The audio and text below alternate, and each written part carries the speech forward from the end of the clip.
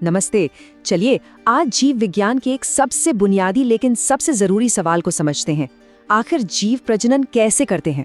मतलब ये वो प्रक्रिया है जिसके बिना पृथ्वी पर जीवन ही संभव नहीं है। तो आज की हमारी चर्चा में हम 4 खास हिस्सों पर बात करेंगे। शुरुआत करेंगे प्रजनन की बिल्कुल बेसिक बातों से, फिर अलैंगिक और लैंगिक तरीकों को समझेंगे और हाँ, पौधों की अनोखी दुनिया में भी झांकेंगे। तो चलिए सीधे पहले और सबसे बड़े सवाल पर आते हैं। आखिर कोई भी जीव अपने जैसे और जीव पैदा ही क्यों करता है? एक सवाल जो अक्सर दिमाग में आता है, क्या किसी भी जीव को जिंदा रहने के लिए प्रजनन करना ही पड़ेगा? जरा सोचिए इस बारे में। और इसका जवाब ना बड़ा दिलचस्प है। देखिए, कोई एक अकेला जीव बिना प्रजनन के अपनी पूरी जिंदगी आराम से जी सकता है, कोई दिक्कत नहीं है। लेकिन कोई भी प्रजाति, एक पूरी स्पीशीज इसके बिना टिकी नहीं सकती। तो सीधे साधे शब्दों में कहें तो प्रजनन का मतलब है अपने जैसे नए जीव बनाना, चाहे वो इंसान हो, जानवर हो या फिर कोई छोटा सा पौधा। और इस पूरी कहानी का हीरो है डीएनए। इसे जीवन का ब्लूप्रिंट समझिए। यही वो चीज है जो माता पिता से बच्चों तक जाती है और तय करती है कि वो कैसे दिखेंगे, उनका शरीर कैसे काम करेगा, सब कुछ। मजेदार बात यह है कि जब डीएनए की कॉपी बनती है ना, तो ये प्रोसेस हमेशा 100% परफेक्ट नहीं होता। इसे एक फोटोकॉपी मशीन की तरह सोचिए, जो कभी कभी एक बहुत ही छोटी सी गलती कर देती है। और डीएनए कॉपी होने में हुई इन्हीं छोटी मोटी गलतियों का नतीजा है विभिन्नता, या जिसे हम वेरिएशन कहते हैं।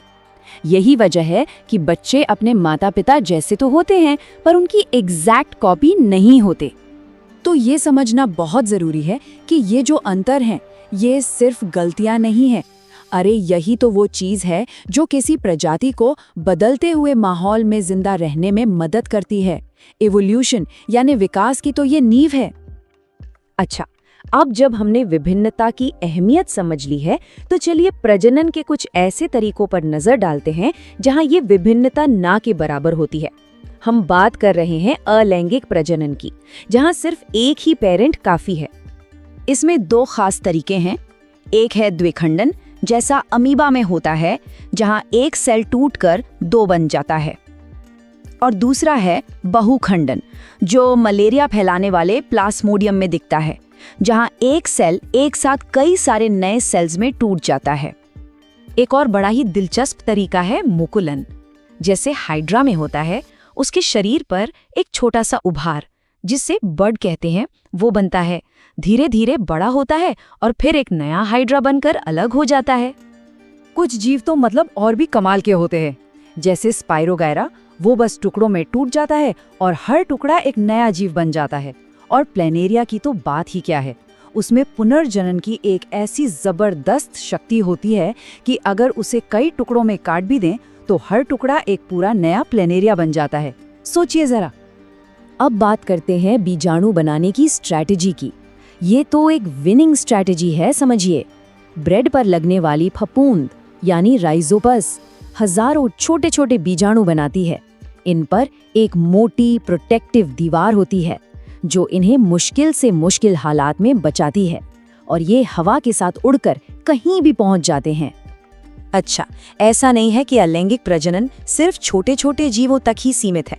हमारे पौधे भी बिना बीजों के अपनी संख्या बढ़ाने में माहिर हैं। चलिए देखते हैं कैसे। सबसे आम तरीका जो हम सबने देखा होगा वो है कलम लगाना। गुलाब या गन्ने के तने का एक टुकड़ा काटा, मिट्टी में लगाया और बस कुछ ही समय में एक नया पौधा तैयार। कितना आसान और असरदार है। फिर आता है लेयरिंग, जैसा चमेली के पौधे में किया जाता है। इसमें पौधे की एक डाली को झुकाकर मिट्टी में दबा देते हैं। जब उस दबे हुए हिस्से में जड़ें आ जाती हैं, तो उसे मेन पौधे से काटकर अलग कर देते हैं। एक नया पौधा तैयार। ग्राफ्टिंग थोड़ी और एडवांस टेक्निक है। इसमें एक पौधे के तने को दूसरे पौधे की जड़ वाले हिस्से पर जोड़ दिया जाता है। ऐसा आम और सेब जैसे पेड़ों में किया जाता है, ताकि 2 अलग अलग पौधों की अच्छी क्वालिटी को एक ही पौधे में लाया जा सके। तो इन सभी तरीकों का सबसे बड़ा फायदा क्या है? सीधी सी बात है, स्पीड और गारंटी। इन तरीकों से पौधे बीज के मुकाबले बहुत तेजी से उगते हैं, और वो बिल्कुल अपने पेरेंट प्लांट की कॉपी होते हैं। मतलब अगर फर अच्छा है तो वो अच्छा ही रहेगा। और अब हम आते हैं अपने आखिरी हिस्से पर, लैंगिक प्रजनन। यहाँ सीन में 2 पेरेंट्स आते हैं और इसका सबसे बड़ा फायदा है जेनेटिक डाइवर्सिटी, यानी आनुवांशिक विविधता। तो दोनों में मेन फर्क क्या है? अलैंगिक प्रजनन में एक ही जनक है, तो संतान भी लगभग क्लोन जैसी होती है। लेकिन लैंगिक प्रजनन में क्योंकि 2 जनक शामिल है, तो संतान बिल्कुल यूनिक होती है, उसमें जबरदस्त विभिन्नता आती है। पौधों में लैंगिक प्रजनन की शुरुआत होती है परागण से।